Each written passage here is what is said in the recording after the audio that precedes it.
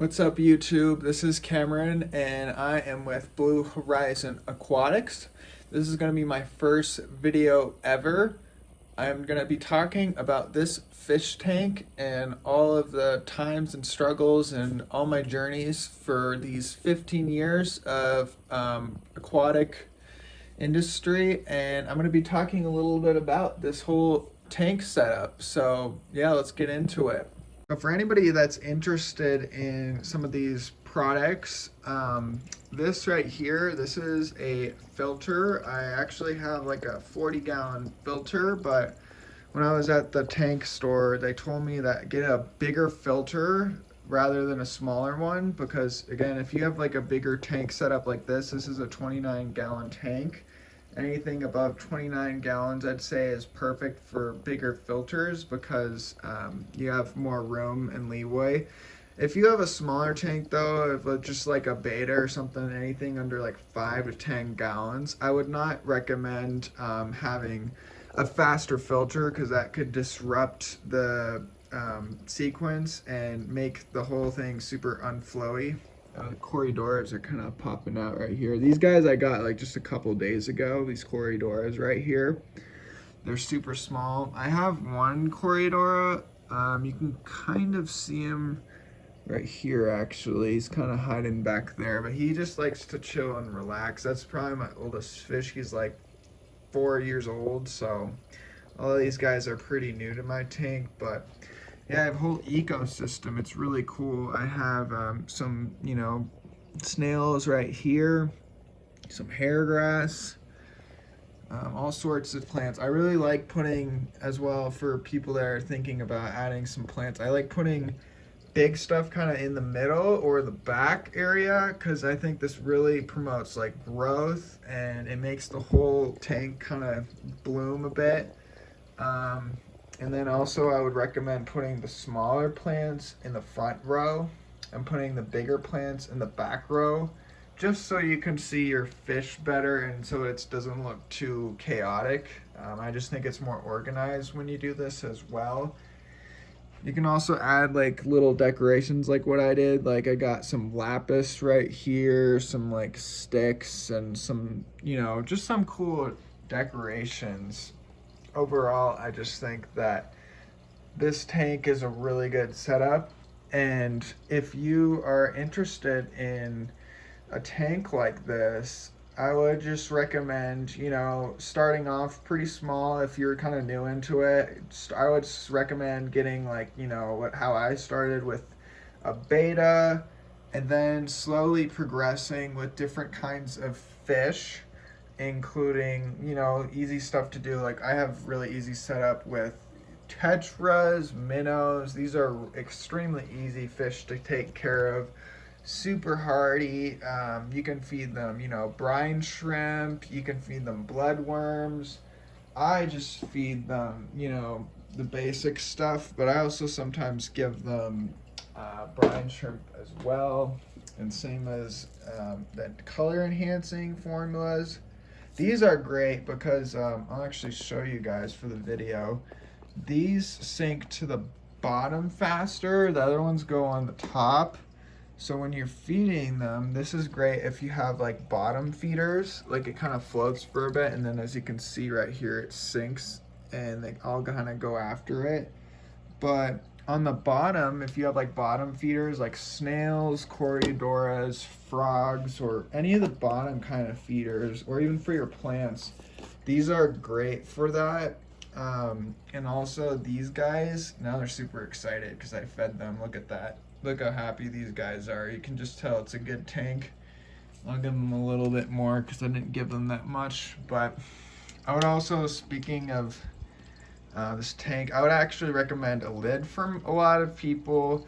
I've had a lot of sad instances when I was beginning with a fish tank where my fish would actually jump out of the fish tank, and I don't think that it's wise that you should even have it an option for them. I would just recommend having a tank.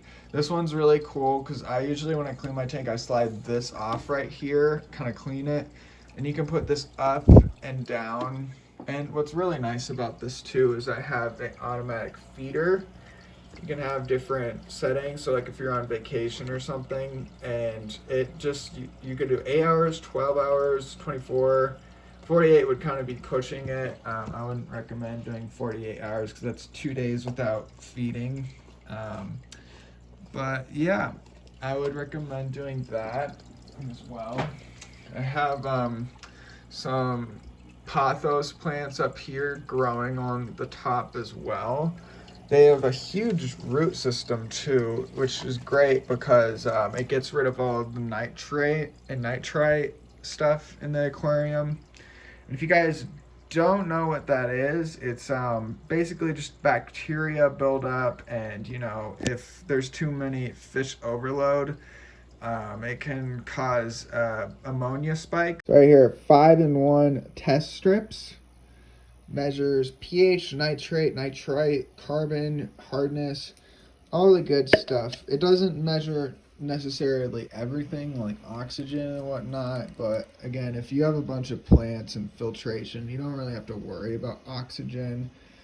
So you can just do like a test strip. Normally, most of this really doesn't matter, especially if you have hardy fish. It matters more if you have like saltwater or less hardy fish. But for this setup and for beginners, you don't really have to worry about anything except for the top two.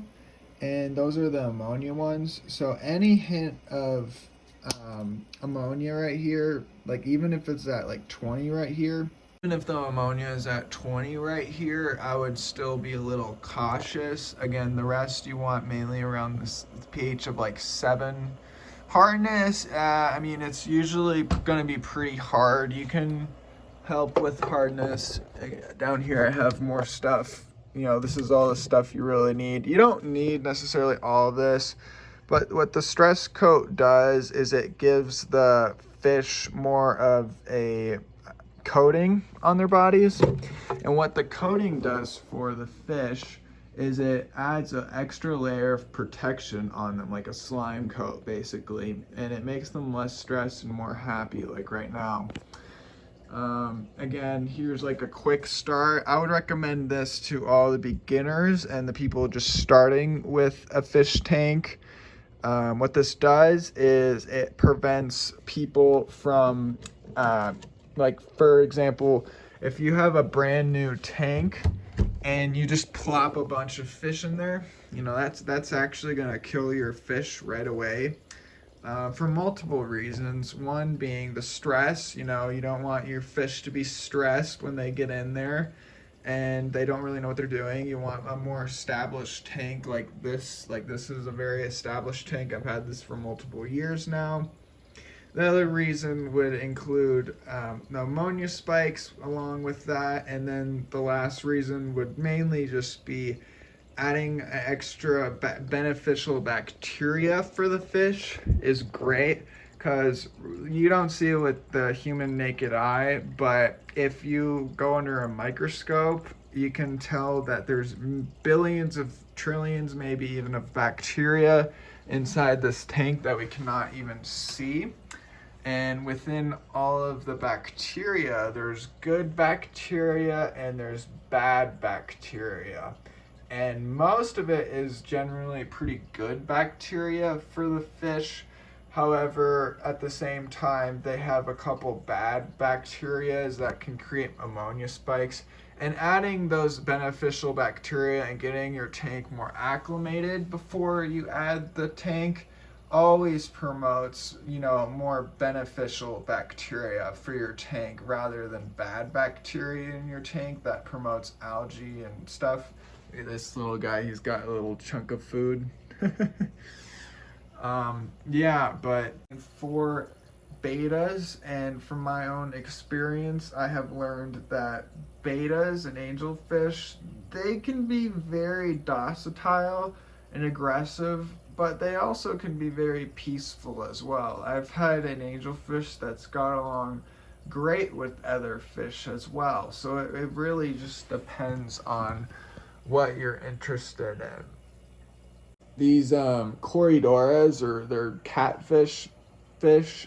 He was a really small one. I have a way bigger guy, but this guy's pretty young. But usually they're at the bottom, but I think he's just relaxing. He looks super happy and he's just relaxing, but he's just cleaning around the tank. And these guys are great because they're little bottom feeders and they like to clean and they like to eat all of the extra food left over just in case you put too much food out. And they're really great if you have a bunch of extra food, algae problems, problems with certain things like decay of any matter.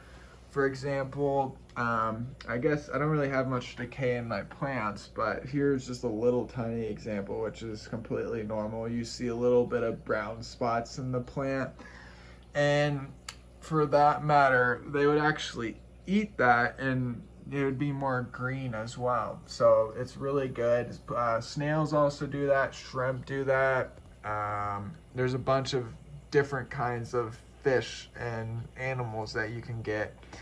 But I think overall, if you have a tank that has plants, a tank that has a good fish to plant ratio, a tank that has cover, a tank that has good filtration.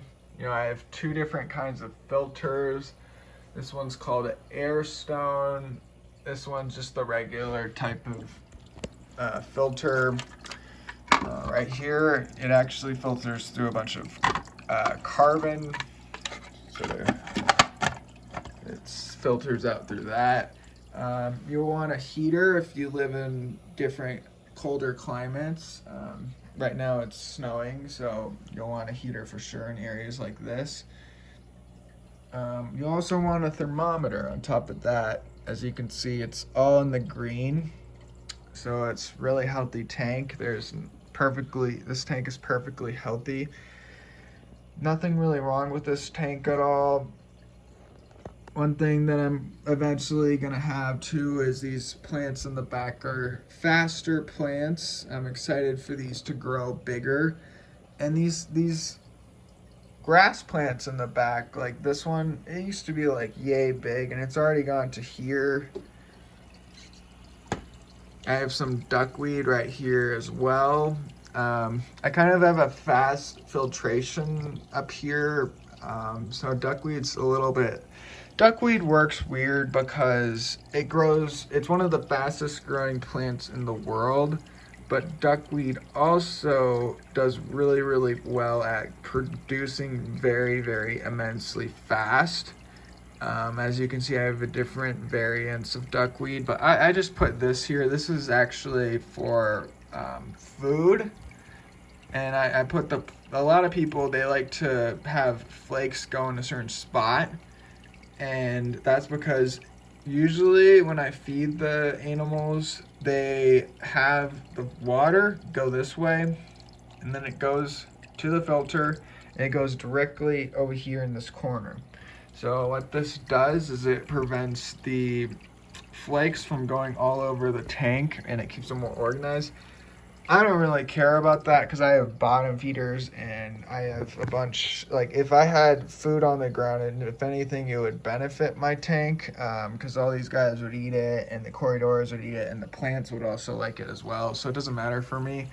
But I also got this for the duckweed because the filtration right here is super fast, and the duckweed doesn't really thrive in fast flowy waters. It does well in slow water. And as you can see right here, it's very calm and still water, which is what duckweed thrives in as well. And duckweed is a great source of cover for plants too. It does a good job getting out the nitrate and nitrite levels, and I really like duckweed. I just got it a little bit ago, so I don't really have that much, but as you can see, it's already grown pretty fast with this duckweed. Also, having a good heater is really, really nice. You would want a really good heater. This is cool. I actually bought this online, but you can like take this off and on really easily, and you can measure how much sunlight you want. I've noticed that these are very, very intense, these lights. So I raised it pretty high so that it's a good amount of level for the fish. I noticed when I was starting with this tank, I was struggling a lot because I had a bunch of algae spikes all the time. Now everything's great and everything's running smoothly. But I didn't realize that I had this running almost all the time, like during the day and all the time.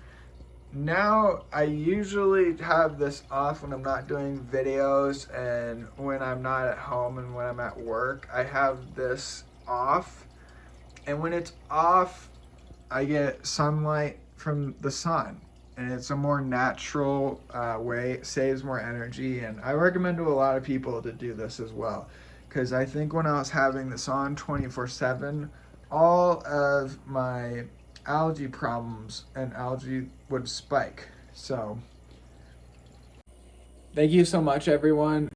Please don't forget to subscribe to the channel. Also, give me a thumbs up if you thought this was helpful. I would love to read your comments, and I am looking forward to making more videos. This was my first video ever, and I would love to know what you think of this tank.